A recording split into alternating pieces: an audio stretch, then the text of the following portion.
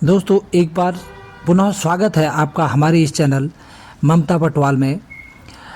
दोस्तों अगर आप हमारे चैनल पर नए हैं तो चैनल को सब्सक्राइब ज़रूर कर लें, बेल आइकन दबाना ना भूलें, जिससे कि वीडियो का सबसे पहले नोटिफिकेशन आपके पास तक पहुंचे, क्योंकि हम आपके लिए समय समय पर ज्ञानप्रद वीडियोज़ लाते रहते हैं। यदि आप बच्चे हैं तो आपके फ्यूचर के लिए कॉम्पिटिटिव एग्ज़ाम हेतु ये बहुत इंपॉर्टेंट है। यदि आप नौजवान हैं, किसी एग्ज़ाम की तैयारी कर रहे हैं तो आपके लिए इम्पॉर्टेंट है। यदि आप पेरेंट्स हैं तो भी आप इस वीडियो के माध्यम से अपने बच्चों को बहुत कुछ सिखा सकते हैं और समझा सकते हैं। तो दोस्तों वीडियो अच्छा लगे तो वीडियो को लाइक ज़रूर कीजिएगा, सब्सक्राइब चैनल को ज़रूर कर लीजिएगा अगर नए हैं तो, साथ ही वीडियो को अपने दोस्तों या कलीग्स के साथ शेयर भी ज़रूर कर दीजिएगा। काफ़ी मेहनत लगती है वीडियोज़ को बनाने में इस प्रकार के, तो एक लाइक तो बनता है, इसलिए हमारा अनुग्रह स्वीकार करें और वीडियोज़ को ज़रूर लाइक करके जाएं अगर आप यहाँ तक देख चुके हैं तो आइए ले चलते हैं आपको सोलर सिस्टम के जो अनजाने रहस्य हैं उनके इस वीडियो में, जो कि होने वाला है ये वीडियो पार्ट 2। पार्ट 1 आपने इससे पहले देखा था।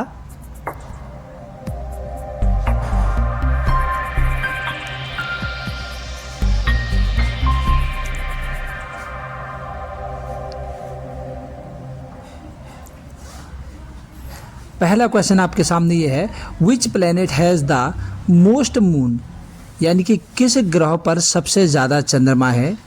ऑप्शन भी आपके सामने है, जुपिटर, सैटर्न, यूरेनस और नेपच्यून। ये देखिए चारों ऑप्शन आपके सामने। तो क्वेश्चन एक बार फिर से देख लीजिए, which planet has the most moon, सबसे ज़्यादा चंद्रमा किस ग्रह पर हैं। तो वो है सैटर्न पर। ऑप्शन नंबर बी इसका सही आंसर है। और कितने हैं देखिए, साइड में आपको 146 मून लिखा हुआ आ रहा है, तो कितने हैं ये भी आपको पता लगता है। क्वेश्चन नंबर 2 है, किस ग्रह का दिन सबसे लंबा होता है, यानी किस ग्रह पर दिन सबसे लंबा होता है। Which planet have the longest day, बुध का, शुक्र का, पृथ्वी का या फिर बृहस्पति का। तो जैसे पृथ्वी पर 24 घंटे का दिन होता है, वैसे ही अन्य ग्रह भी हैं जिन पर दिन होते हैं। तो वीनस यानी कि शुक्र पर सबसे बड़ा दिन होता है, जो कि 5832 घंटे का होता है, 5832 आवर्स का। किस ग्रह पर सबसे ज़्यादा ऋतुएं होती हैं, यानी कि which planet has the most extreme season. Extreme season का मतलब यहाँ पर मोस्ट सबसे ज़्यादा ऋतुओं से नहीं है, बल्कि यह है कि क्लाइमेट एकदम कोल्ड है तो कोल्डेस्ट है, हॉट है तो हॉटेस्ट है। तो किस पर होता है, यानी कि बहुत ज़्यादा एक्सट्रीम सीजन किस पर होता है, यानी कि या तो बिल्कुल ठंडा या बिल्कुल गर्म, इस ये कहने का आशय है। तो बिल्कुल ठंडा जो होता है वो जो प्लेनेट है वह है अरुण, यूरेनस। अब इसका रीज़न क्या है, क्योंकि ये टिल्ट हुआ है पृथ्वी से, एक बार इसकी कॉलिजन यानी टक्कर हो गई थी, उसके बाद ये टिल्ट हो गया था 98 डिग्री। इसका ढांचा जो है अलग अजीब प्रकार का हो गया है, तो जिसके कारण इस पर जो है समय ज़्यादा लगता है। सौर मंडल का सबसे बड़ा बर्फ का विशालकाय ग्रह कौन सा है। Which is the solar systems largest ice giant. Ice giant बर्फ का सबसे बड़ा जो है विशालकाय ग्रह, यानी कि इसका आंसर अगर आप थोड़ा सोचें तो पिछले वीडियो के किसी क्वेश्चन से मिलता जुलता है, तो आप इसका आंसर आसानी से बता सकते हैं। ध्यान रहे इसमें 2 ग्रह हैं जिनमें एक वरुण है, एक अरुण है, यानी कि अभी इसमें देखिए वरुण ऑप्शन में आया तो वरुण, अगर यूरेनस भी ऑप्शन में होगा, अरुण भी ऑप्शन में होगा, तो अरुण इसका आंसर होगा पहले। अगर दोनों इस ऑप्शन में आए होंगे तो यूरेनस को आप क्लिक करेंगे, अगर केवल वरुण आया हो तो फिर, अगर एक ही ऑप्शन में आया है अरुण और वरुण में से, तो जाकर के आप देखेंगे कि एक ही है तो फिर उनमें से वही हो जाएगा। अगर दोनों ऑप्शन में आए हैं तो फिर यूरेनस को आप पहले लगाएंगे, ठीक है ना। बिल्कुल ध्यान में रखिएगा इन चीज़ को। तो यूरेनस को तब लगाना है जब दोनों ऑप्शन में हो या फिर यूरेनस आया हो। बृहस्पति पर कितने चंद्रमा हैं।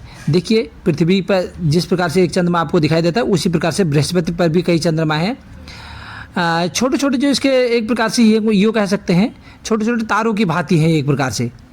तो how many moons on Jupiter planet, Jupiter के प्लैनेट पर कितने मून्स हैं। तो ऑप्शन भी आपके सामने है। पिछले वीडियोज में भी हमने थोड़ा इसके बारे में हल्का डिस्कशन किया था। तो इसका सही आंसर होगा ऑप्शन नंबर बी, यानी कि 95। कितने हैं बृहस्पति पर मून? 95। बृहस्पति पर 95 चंद्रमा हैं, जिसको हम अपनी भाषा में कहें तो 95।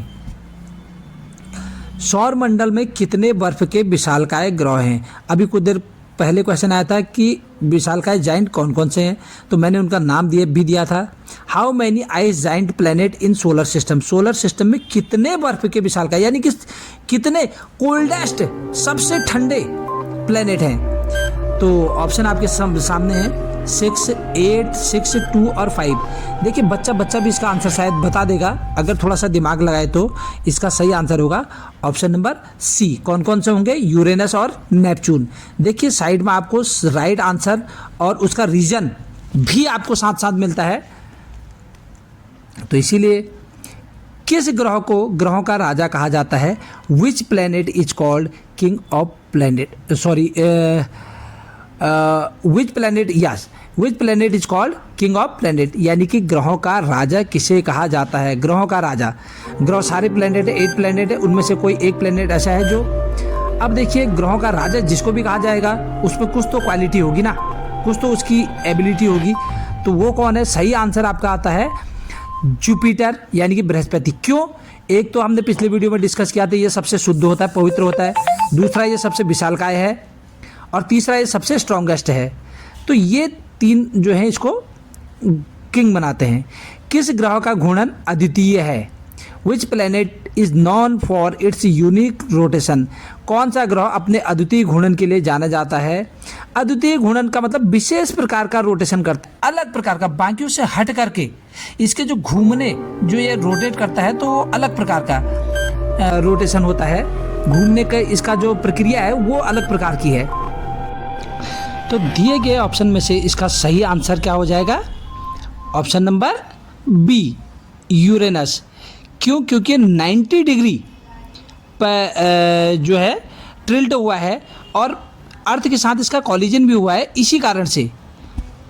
नेक्स्ट क्वेश्चन आता है, सौरमंडल में किस ग्रह को अनोखा ग्रह माना जाता है? Which planet is known as unique planet in solar system होना चाहिए था, ऑन सोलर सिस्टम हो गया। तो ऑप्शन बी। फिर से क्वेश्चन को पढ़ते हैं, सौरमंडल में किस ग्रह को अनोखा ग्रह माना जाता है? बुध, वरुण, पृथ्वी, बृहस्पति। इनमें से एक ग्रह ऐसा है जो अनोखा है और वह है ऑप्शन नंबर सी, पृथ्वी। क्यों? क्योंकि इस पर लाइफ एग्जिस्ट करती है, इस पर इकोसिस्टम है, एयर है, वाटर है, इस पर एक स्टडी क्लाइमेट है, यानी कि स्थिर क्लाइमेट है। नेक्स्ट क्वेश्चन आता है, हरे ग्रह के नाम से किसे जाना जाता है? Who is called green planet? हरा ग्रह, हरा ग्रह, इसके हरे रंग से थोड़ा सा कुछ दिमाग में चल रहा होगा, अंडरस्टूड हो रहा होगा कि आखिर इसका सही आंसर क्या होगा। अगर आप थोड़ा सा दिमाग लगाएं तो इसका सही आंसर आप निकाल सकते हैं। तो दोस्तों एक बार अनुग्रह भी करना चाहेंगे कि वीडियो को लाइक भी करते जाएं साथ साथ और शेयर भी करते जाएं। तो इसका जो करेक्ट आंसर होगा वो होगा option number C, due to trees and plant. क्योंकि ऊपर से देखने में पौधे और जो पेड़ हैं उनकी वजह से इसका कलर जो है ग्रीन रहता है, तो इसीलिए अर्थ पृथ्वी को ग्रीन। पृथ्वी का बेटा कौन से ग्रह को कहा जाता है? Which planet is called son of earth? पृथ्वी का बेटा किस ग्रह को कहा जाता है?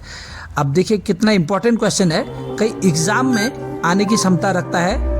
अगर आप एग्ज़ाम की तैयारी कर रहे हैं तो आपके लिए ये वीडियो बहुत ज़्यादा लाभदायक होने वाला है, तो आप इसको ध्यान से देखिए बिना स्किप किए हुए। तो इसका सही आंसर क्या हो जाएगा?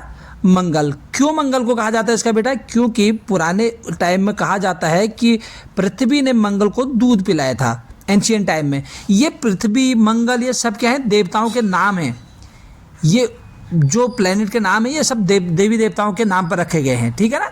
तो उनमें यह मान्यता थी। पृथ्वी की बहन किसे कहा जाता है? अब आ जाता है पृथ्वी की सिस्टर। आप कहेंगे पृथ्वी की सिस्टर तो हो नहीं सकती है। बिल्कुल हो सकती है, क्यों नहीं हो सकती है? देखिए ये धारणाएं हैं और ये मानी गई हैं, तो इनको आप उसी रूप में लीजिए। पृथ्वी की बहन किसे कहा जाता है? Who is called sister of earth. तो पृथ्वी की बहन कहा जाता है वीनस को, यानी कि शुक्र को। क्यों? क्योंकि इसकी और उसकी फिजिकल एक्टिविटी एक जैसी है। इनके ऑर्बिटल यानी कक्षीय जो एक्टिविटी है वो भी एक जैसी हैं। ये ऑर्बिट में सेम टाइप से चक्कर लगाते हैं, ये दिखने में भी थोड़ा एक जैसे हैं। नेक्स्ट क्वेश्चन आता है, सौर मंडल के किस ग्रह को बौना ग्रह कहा जाता है? Which planet of solar system is called the dwarf planet? Dwarf planet का मतलब जानते हो? बौना होने का मतलब होता है बहुत छोटा होना, जो कंडीशन को फुलफिल नहीं करेगा, जो बाकी प्लेनेट बनने की कंडीशन को पूर्ण नहीं करता है, ये मतलब है। यहाँ पर ड्वार्फ का मतलब एकदम जिस रूप को हम बौना कहते हैं वही बौना नहीं है। तो इसका आ जाएगा यम यानी कि प्लूटो। क्यों? क्योंकि इसका एक तो साइज छोटा है, दूसरा ये सारी कंडीशन को फुलफिल करता ही नहीं है। एक प्लेनेट के जो कंडीशन होती है उनको ये फुलफिल नहीं करता है, तो इसीलिए प्लूटो को ड्वार्फ प्लेनेट कहा जाता है।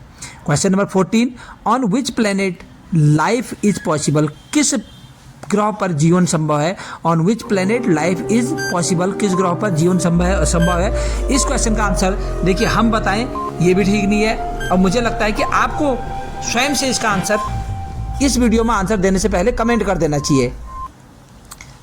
तो इसका आंसर जो भी हो आप अपना कमेंट करिएगा, और हम इसका आंसर जो है डिक्टेट नहीं करेंगे। तब तक के लिए आपसे अनुग्रह होगा कि अगले क्वेश्चन पर चलते हैं। क्या कहता है, बृहस्पति और मंगल की कक्षाओं के जो बीच में जो गैप होता है ना, उस गैप में कौन रहता है इनमें से? What is the gap between the orbit of Mars and Jupiter is called? मंगल और जुपिटर के बीच में जो गैप होता है उस गैप को क्या कहते हैं? एस्ट्रॉइड, कॉमेट, मेटेओर या मेट्रॉइड, यानी कि कह सकते हैं कि उनके बीच में कौन रहता है। तो उनके बीच में कौन रहता है? उनके बीच में एस्ट्रॉइड। एस्ट्रॉइड क्या है?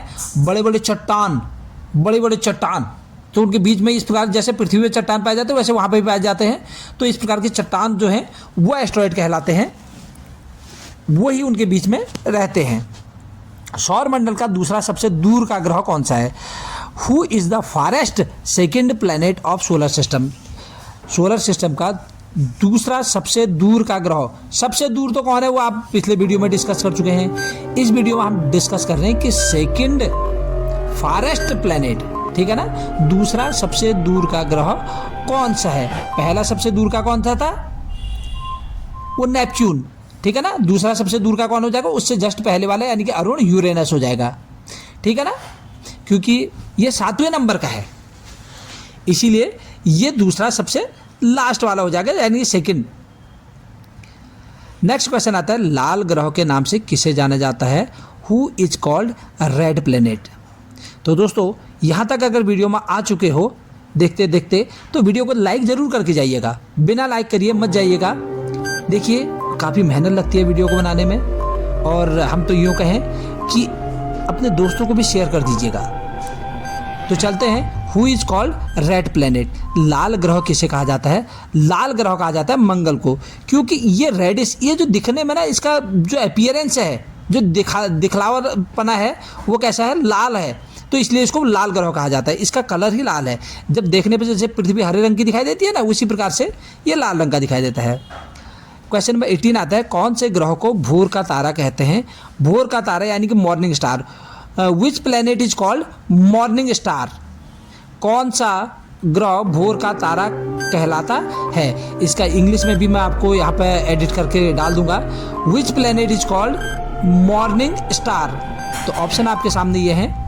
तो इसका राइट आंसर जो होगा वो क्या हो जाएगा? शुक्र, क्योंकि ये ना सुबह और शाम को चमकता है, इसलिए इसको भोर का तारा कहा जाता है, सुबह का तारा कहा जाता है। सुबह जब होती है तो उस समय ये एकदम बहुत ट्विंकल करता है, चमकता है ज़्यादा है। शाम को भी है, शाम का तारा भी कहा जाता है इसको। क्वेश्चन नंबर 19 आता है, पृथ्वी के चारों ओर कौन चक्कर लगाता है? यानी कि who revolve around the earth? पृथ्वी के चारों ओर कौन चक्कर लगाता है? निम्न में से जो नीचे दिए गए हैं उनमें से पृथ्वी के चारों ओर कौन चक्कर लगाता है? तो कौन लगाता है? देखिए आपके सामने ऑप्शन है, बुध, शुक्र, चंद्रमा और बृहस्पति। 4 ऑप्शन आपके सामने है। उम्मीद करता हूँ कि इसका आंसर आपको पहले से ही आता हो। तो इसका सही आंसर क्या हो जाएगा? ऑप्शन नंबर सी, चंद्रमा। क्यों लगाता है? क्योंकि ये उसका सब प्लेनेट है, क्योंकि ये उसका उपग्रह है, पृथ्वी का उपग्रह है, इसलिए चंद्रमा पृथ्वी के चारों ओर चक्कर लगाता है, ठीक है ना, बिल्कुल। नेक्स्ट क्वेश्चन पे चलते हैं। सबसे बड़ा ग्रह कौन सा है, यानी कि सोलर सिस्टम का सबसे बड़ा ग्रह कौन सा है। Who is the biggest planet, यानी कि सबसे बड़ा ग्रह। सबसे बड़े ग्रह की बात अगर होती है तो इसी वीडियो में, इससे पहले भी थोड़ा बहुत बात हुई है, पिछले वीडियो में भी इसके बारे में थोड़ा बहुत बात हुई है कि सोलर सिस्टम का सबसे बड़ा प्लेनेट कौन सा है। तो ऑप्शन नंबर डी इसका करेक्ट आंसर हो जाएगा। कौन हो जाएगा, बृहस्पति, यानी कि जुपिटर जो होगा वो सबसे बड़ा ग्रह है। हमने अभी बात करी भी थी कि इसको किंग ऑफ गॉड क्यों कहा जाता है, क्योंकि ये सबसे बड़ा है, सबसे शक्तिशाली है और सबसे शुद्ध है। इसके पास कई सारी ऐसी क्वालिटीज़ हैं। तो अब चलते हैं अगले उसकी तरफ, आज के क्वेश्चन की तरफ। आज का क्वेश्चन ये है, सौर मंडल का सबसे पुराना ग्रह कौन सा है। इसका आंसर आपको कमेंट बॉक्स में कमेंट करना है, यदि आपको आता है तो, ठीक है ना। गूगल सर्च मत मारिएगा, पहले कमेंट कीजिएगा, उसके बाद आप अपना आंसर मैच कर सकते हैं, ठीक है ना। तो इसका आंसर आपको यदि आता है तो ज़रूर कमेंट करके कमेंट बॉक्स में कमेंट करके दीजिएगा। और अगर आप को इसका आंसर नहीं आता है तो अगले वीडियो में हम इसका आंसर ज़रूर देंगे कि सौर मंडल का सबसे पुराना ग्रह कौन सा है। Who is the oldest planet of solar system. और अगर आपको आता है तो ज़रूर इसी में कमेंट कीजिएगा, और नहीं आता है तो अगले वीडियो में हम इसका ज़रूर आंसर देंगे। तब तक के लिए बाय बाय, जय हिंद, जय भारत।